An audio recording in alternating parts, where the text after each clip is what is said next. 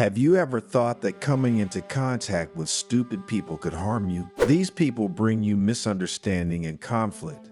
They are people stuck in a vicious cycle of negativity. Have you ever found yourself dragged into their vortex of discomfort and frustration? In this video, thanks to a Zen story, we will see how stupid people always say the same sentences. And we will see how these phrases, repeated like a mantra, denote a closed mentality and resistant to change. Through the words of the wise master Danjuro, we will explore the concept of stupidity not as an insult, but as an obstacle to spiritual growth.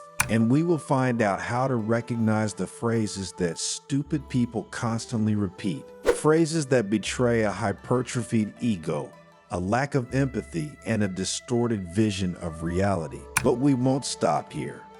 We will also learn how to approach these people with compassion and wisdom, protecting our inner peace and offering them the opportunity to change. So stay until the end of the video because you will discover how to free yourself from the negative influence of stupid people, how to cultivate your spiritual growth, and how to contribute to a more compassionate and enlightened world. But before continuing, if you haven't already done so, subscribe to the channel and activate notifications so that you are informed when we publish new content for your spiritual growth. The autumn wind blew through the leaves of the maples, painting the landscape in warm golden hues. The sun was setting behind the mountains, casting long shadows over the Tafukuji Zen monastery, where the elderly master Danjuro was about to begin his evening class. The disciples, wrapped in their saffron robes, had gathered in the main hall,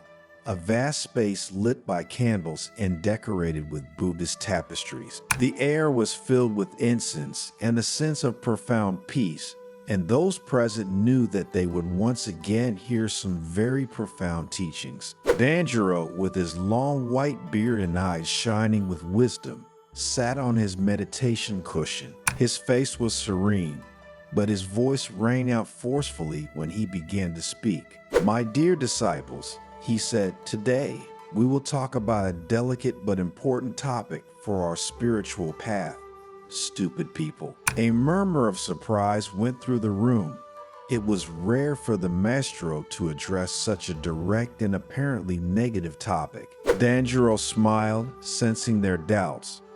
"Don't get me wrong," he continued, "I don't mean to offend anyone, but it is crucial to understand that stupidity, like ignorance, is an obstacle to our spiritual growth. And like any obstacle, we must learn to recognize it and overcome it." "But Master," asked one of the disciples, "what do we mean by stupid people?" Danjuro stroked his beard, thinking for a moment. "Stupidity," he replied, "is not simply a lack of intelligence. It is a mental attitude, a way of seeing the world that prevents us from understanding the true nature of things. Stupid people are those who cling to their opinions and refuse to listen to others. They are those who allow themselves to be dominated by negative emotions, who are not capable of putting themselves in other people's shoes. And again, they are the ones who don't have the slightest intention of changing their way of seeing things. But how can we recognize them?"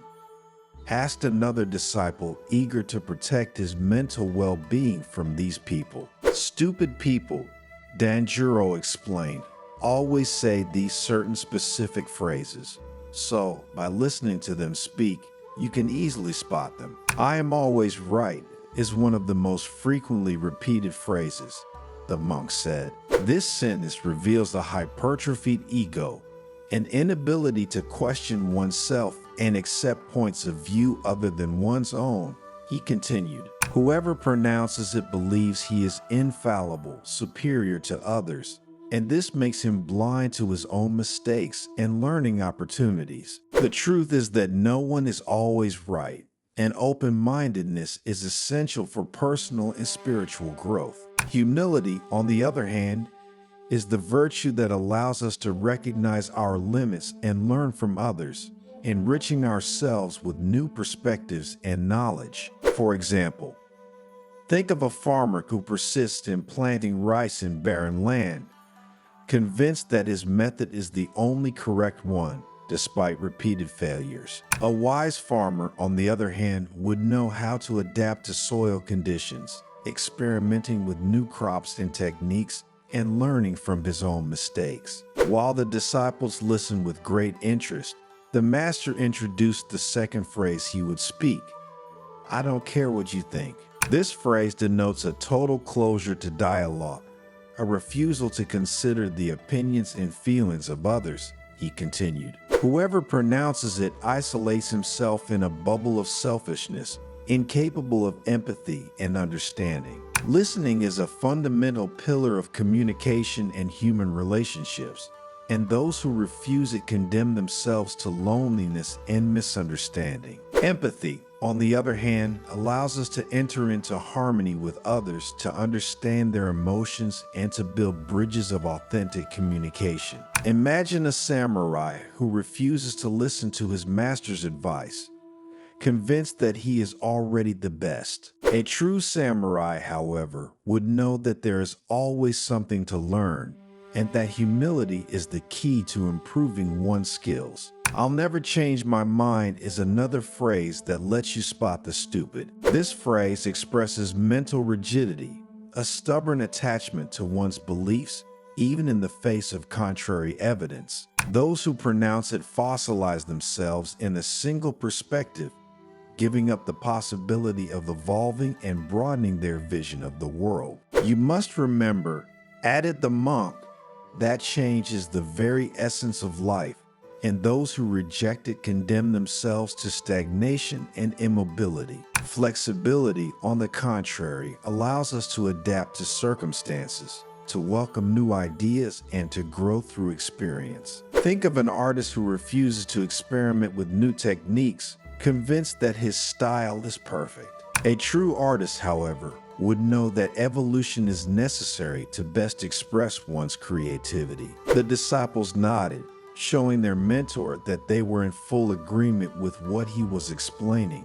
Danjuro continued his lesson with another phrase to watch out for: "Others are always to blame." This sentence reveals an inability to assume one's responsibilities, a tendency to place the consequences of one's actions on others. He said, looking into the eyes of the disciples, "Those who pronounce it feel like a victim of circumstances, incapable of recognizing their role in the creation of their reality." Self-criticism and responsibility are fundamental for personal growth and for building healthy and balanced relationships. Responsibility also makes us aware of the power we have to influence our lives and contribute to the well-being of others. Let's take the example of a merchant who blames his competitors for his poor earnings. A wise merchant, on the other hand, would know how to analyze his own sales strategies, trying to improve them and adapt to the needs of the market. "The world is unjust" is the next sentence I would like you to think about.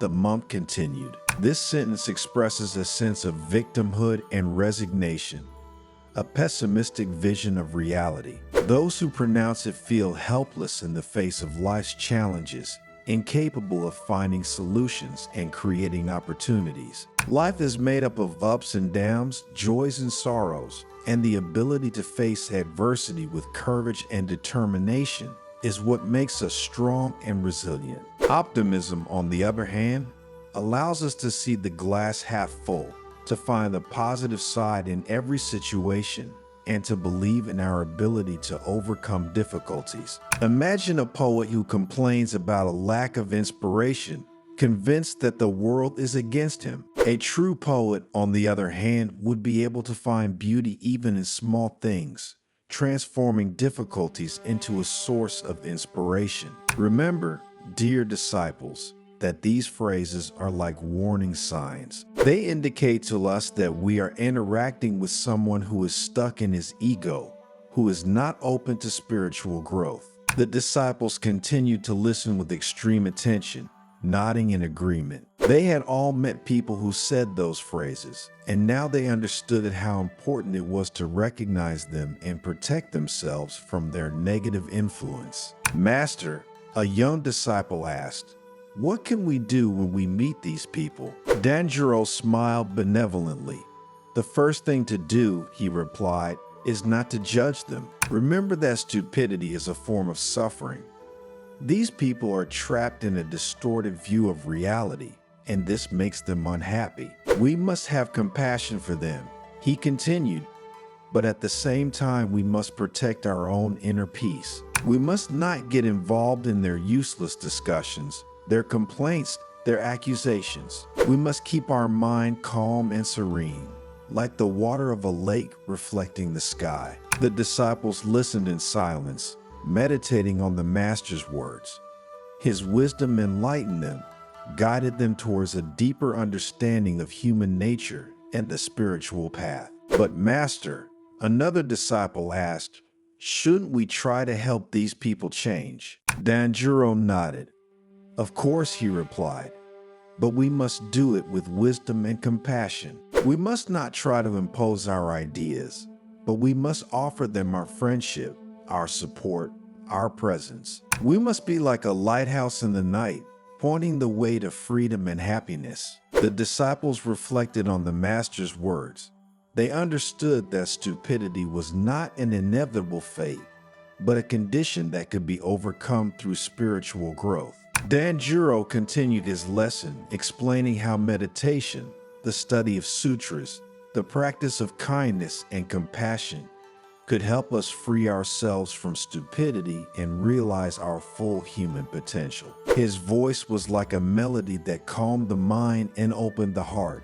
The disciples felt inspired, motivated to continue their spiritual journey with renewed commitment. In the following days, the disciples meditated for a long time on the words of the Master Danjuro. And one day, while they were walking in the monastery garden, one of the disciples, named Taro, turned to the Master. "Master Danjuro, I have thought a lot about your words about stupid people. I understood the importance of not judging them, of having compassion for them, and of protecting our inner peace. But I wonder, how can we help these people change? How can we make them understand that stupidity is an obstacle to their happiness?" With a slight smile, Danjuro replied, "Taro, your question is very important. Helping others overcome stupidity is an act of great compassion, provided this is done wisely and patiently. We cannot force anyone to change, but we can offer them our presence, our example, and our guidance.